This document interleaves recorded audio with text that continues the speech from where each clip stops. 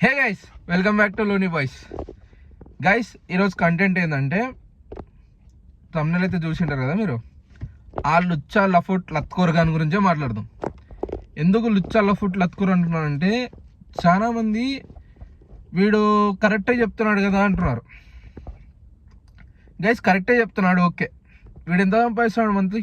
దగ్గర దగ్గర వీడు సంపాదించే డబ్బులు ఫేస్బుక్, ఇన్స్టాగ్రాము ప్లస్ యూట్యూబ్ 3 కలిపేసి దగ్గర 30 లక్షల దాకా సంపాదిస్తున్నాను. నేను 20 లక్షలు సంపాదిస్తున్నాను, 10 లక్షలు సంపాదిస్తున్నాను. 10 లక్షలు సంపాదిని చిన్న అమౌంట్ కాదు. నేను ట్రావెలింగ్కి పెడుతున్నా డబ్బులు అంటున్నాడు.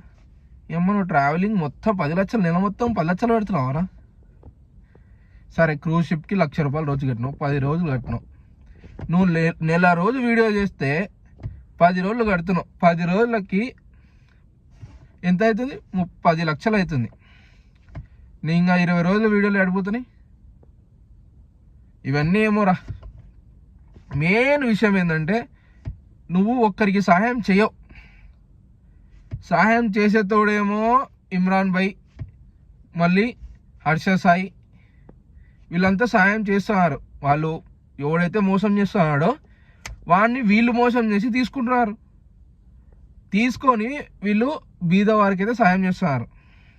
నువ్వు ఎవరికి చేసినావు నాకు చెప్పలే. నువ్వు ఎవరికి చేసినావు? నువ్వు ఎవరికి చేసేదానికి చెయ్యనియో.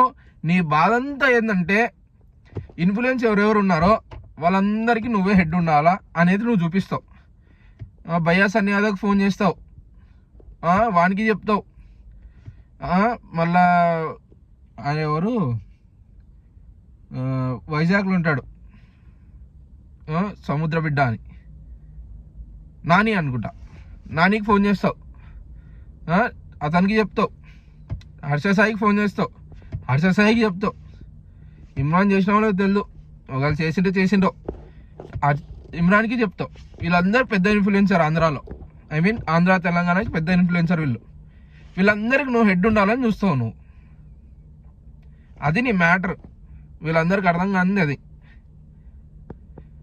వీళ్ళు నీకు లొంగట్లా, నువ్వేం చేస్తున్నావు? దొరికిందే ఛాన్స్ అని చెప్పి వీళ్ళని ట్రోల్ చేసి వీళ్ళని బాగా దబాయిస్తున్నావు.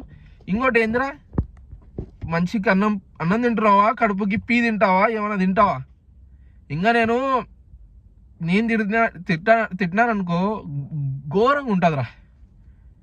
ఏమంటే నేను తిట్టకూడదు ఎందుకని చెప్పేసి ఊరుకుంటున్నా అని నువ్వు కడుపుకి అన్నం తినేతోనే అయితే అట్లా మాట్లాడు. ఇమ్రాన్ వాళ్ళ అమ్మ గురించి నీకేం అవసరం రా? నువ్వు చూసినావా? నీకు ఎప్పుడు తెలుసురా ఇమ్రాన్? రీసెంట్గా ఒక 4-5 సంవత్సరాల నుంచి ఇమ్రాన్ ఇన్ఫ్లుయెన్సర్ అయిన తర్వాత తెలిసింటుంది నీకు. అంతకుముందు ఇమ్రాన్ ఎవరు తెలియదు నీకు. నువ్వు ఎవరు ఇమ్రాన్ తెలియదు, ఇమ్రాన్ ఎవరో నీకు తెలియదు. నాకు తెలిసి అంతకుముందుకు మీరు మొహాలు కూడా చూసుకుంటారు. ఇన్ఫ్లుయెన్సర్ అయిన తర్వాత తెలుసు. అట్లాంటిది ఇమ్రాన్ చార్మినార్ గారి గురించి నీకెందుకురా? పాపం వాళ్ళ అమ్మ ఎంత బాధపడి ఏడుస్తుంది. లుచ్చా లఫుట్ నా కొడక. నాకు ఇంకా బూతులు వస్తున్నాయి. ఏమంటే నేను తిట్టట్లా.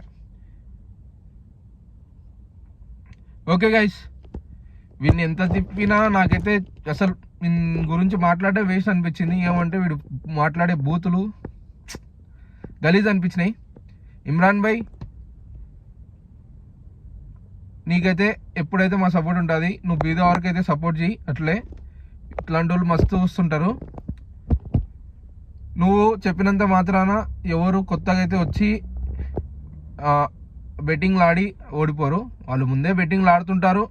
ఆడేతోళ్ళే వచ్చి ఆడతారు. ఆడనోడు కాడు పోయి చెప్పినా వాడు ఆడు. నేను వీడియోలు నీవు ఎన్నో చూస్తున్నా. నువ్వు చెప్పిన వీడియోలు నేను ఆడను. ఎందుకంటే ఆ బెట్టింగ్లో గురించి నాకు తెలుసు కాబట్టి నేను ఆడను. తెలిసినోడు బెట్టింగ్లలో పోతాయని తెలిసినోడు వాడు ఆడకూడదు అనుకున్నాడు ఆడాడు. ఆడాలనుకున్నాడు ఎట్లయినా ఆడతాడు. నువ్వు బెట్టింగ్లో ప్రమోషన్ చేసిన ఆడతాడు, చేయకున్నా ఆడతాడు. వాడు పోతాడు, చూద్దాం ఆడతాడు. క్యాషినో పోతాడు, క్యాషినో పోయి ఆడతాడు. ఎట్లయినా ఆడాలనుకున్నాడు, ఎట్లయినా ఆడతాడు. ఇమ్రాన్ భాయ్, నీకైతే నా సపోర్ట్ ఉంది.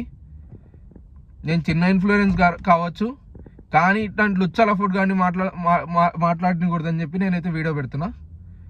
Okay bye, signing off. Thank you.